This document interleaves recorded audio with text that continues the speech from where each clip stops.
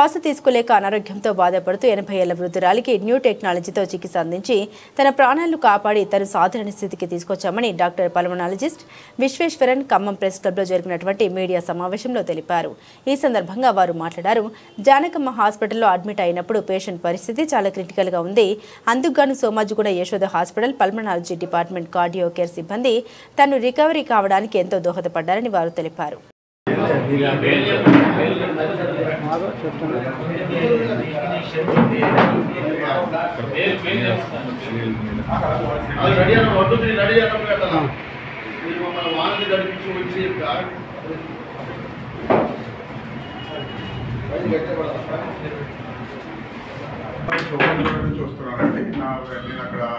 Marketing deputy general మేనేజర్గా పనిచేస్తున్నాను. Doctor Visweswaran గారు ఎండిడిఎం పల్మనాలజిస్ట్ అండి. సార్ ఫుల్ టైం కన్సల్టెంట్ మా దగ్గర 24 hours ఇది అవైలబుల్ అనేది మొబైల్ అంటే ఏది ఉన్నా కానీ సార్ పక్కనే హాస్పిటల్ పక్కనే ఉంటారు. సార్ అవైలబుల్ కూడా మీకు ఈజీగా ఉంటుందండి. ఇక్కడే మన ఖమ్మం జిల్లాలో ఒక పేషెంట్కి సార్ ఒక ప్రొసీజర్ చేశాడు. ఆ ప్రొసీజర్ గురించి మీకు చెప్తారు. నమస్తే అండి, నా పేరు డాక్టర్ విశ్వేశ్వరన్. నేను ఢిల్లీ సఫ్దర్జంగ్ హాస్పిటల్లో DM pulmonary and critical care చేశాను. అక్కడ గోల్డ్ మెడలిస్ట్ అండి. దాని తర్వాత మలేషియాలో advanced interventional pulmonology procedure fellowship చేసిన తర్వాత లాస్ట్ 6 years నుంచి యశోదాలో పనిచేస్తున్నాను. ఇప్పుడు కరెంట్గా యశోద సోమాజిగూడలో ఉంటానండి. బేసిక్లీ అన్ని complicated respiratory cases, ICU related cases, తర్వాత advanced procedural pulmonary bronchoscopy procedures ఇవన్నీ అక్కడ చేస్తాను. ఇప్పుడు మన దగ్గర జానకి అమ్మ అంటే అమ్మ వచ్చారండి. అమ్మది ఏజ్ 80 years. సో మన దగ్గర వచ్చిన టైంలో పేషెంట్కు ఆల్రెడీ అడ్వాన్స్డ్ సిఓపిడి అంటే ఒక కండిషన్ లంగ్స్లో ఉంది. దాంట్లో ఏమవుతుందంటే ఇప్పుడు మన కుకింగ్ చేయడం టైంలో వుడ్ స్మోక్ లేదంటే ఇండోర్ పొల్యూషన్ దీని నుంచి లంగ్స్ మెల్లమెల్లగా ఖరాబ్ అయింది. దాని మీద అమ్మకి లంగ్స్లో ఇన్ఫెక్షన్ కూడా వచ్చింది. తర్వాత హార్ట్లో కూడా ప్రాబ్లం వచ్చింది.